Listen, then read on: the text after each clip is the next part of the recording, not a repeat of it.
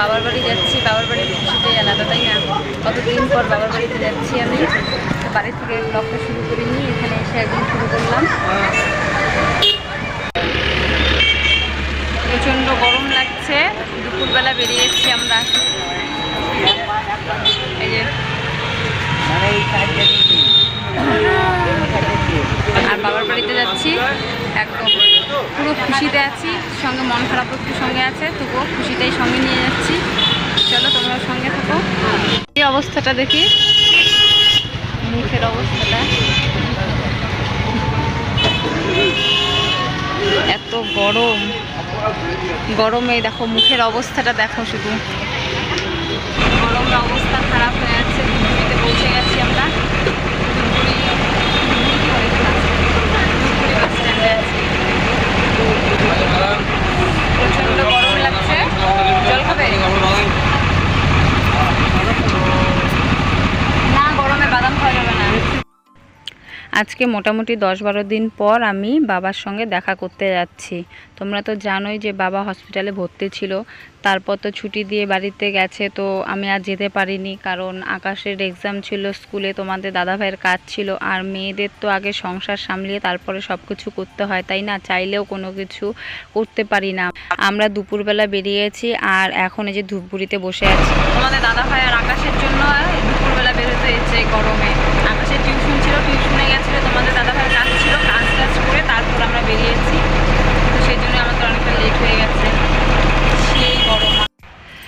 তো মনটা তো খারাপ লাগছে বাবার জন্য খুব খারাপ লাগছে, কিন্তু ভালো লাগছে আবার যে বাবার বাড়িতে যাচ্ছি আমি। সবার সঙ্গে আবার দেখা হবে, বাবা মার সঙ্গে দেখা হবে, বাবা মার সঙ্গে কিছুটা সময় কাটাবো, সেই কথাগুলো ভেবে একটু ভালো লাগছে মনটা। তো চলো, তারপরে যে আমাদের কোচবিহারে চলে এসেছি। আর এই যে আমাদের কোচবিহারের রাজবাড়ি, তো অনেক বছর হয়ে গেল সেই রাজবাড়িতে আসা হয় না আমাদের।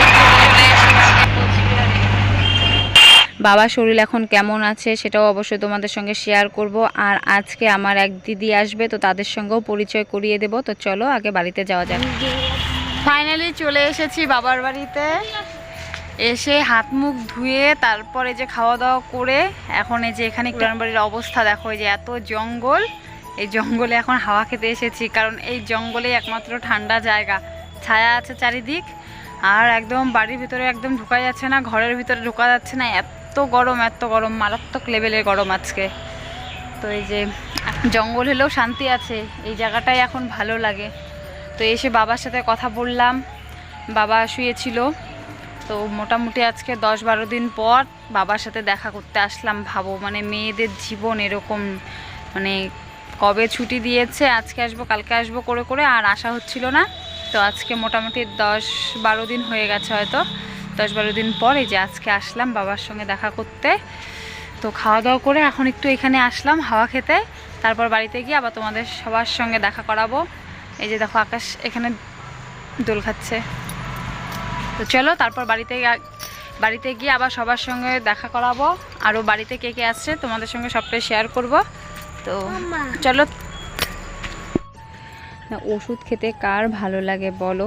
এই মানুষটা আজকে 13 বছর ধরে ওষুধ খাচ্ছে। তো বাবার সঙ্গে এখানে বসে আবারও গল্প করতে চলে আসলাম। তো বাবা এই যে এখন ওষুধ খাবে, খাওয়া দাওয়ার পর ওষুধ খেতে হয়, খাওয়ার আগে ওষুধ খেতে হয়, মানে সারাদিন যে কত ওষুধ খেতে হয় তার কোনো হিসাব নেই। মানে অনেক ওষুধ আছে, অনেক ওষুধ। আমি আর আমার বোন এসেছি, বাবার সঙ্গে গল্প করছিলাম, তারপর একটু আবার লুডো খেলেছি। তো ওই যে বোন দেখিয়ে দিচ্ছে, কারণ ওই আর কি এখন বাবার সঙ্গে সব সময় আর কি থাকে, ওষুধ খাওয়ানো বলো বা যে কোনো কিছুই আমার এই বোন কিন্তু দেখিয়ে দেয়। কারণ আমার এই বোন 5 বছর যখন ছিল তখন ও কিন্তু ওর বাবাকে হারিয়েছে।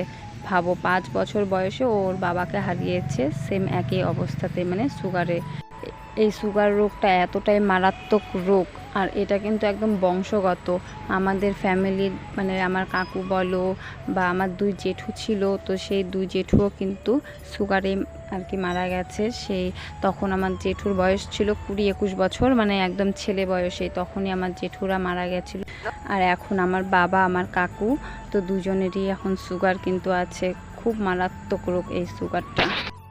এই যে বলো তোমার শরীর এখন কেমন আছে একটু বলে দাও। ভালো। তো তারপরে এতটাই মাথা ব্যথা করছিল, তো সেই জন্য আর পরে ভিডিও করতে পারিনি, একদম রাত্রে আবার চলে আসলাম। আর এই যে আমার ক্যামেরাটা একটু খারাপ জন্য দেখো অন্ধকার লাগছে। তো তোমরা তো শুনলেই বাবার শরীর এখন একটু ভালো আছে, মানে ভালো বলছে ঠিকই উপর দিয়ে, কিন্তু ভিতরের দিকটাতে থেকে তো আর ভালো নেই, মনটাও ভালো নেই। তো উপর দিক দিয়ে আর কি বলছে যে না ভালো আছি। তো যাই হোক, বাবা যেন ভালো থাকে, সুস্থ থাকে। খুব ভালো লাগলো এখানে এসে। আর এই যে দেখো আমাদের বাড়িতে কে কে এসেছে, দিদি এসেছে, জাইম্বু এসেছে। তো ওরাও আমার বাবার সঙ্গে দেখা করতে এসেছে। তো সবাই মিলে এখন একটু গল্প টল্প করা হচ্ছে, আর বাবার সম্পর্কেও কিছু কথা বলা হচ্ছে যে এখন কিভাবে কি করা হবে, তো সেই সম্পর্কে আলোচনা করা হচ্ছে। তো চলো, গরমে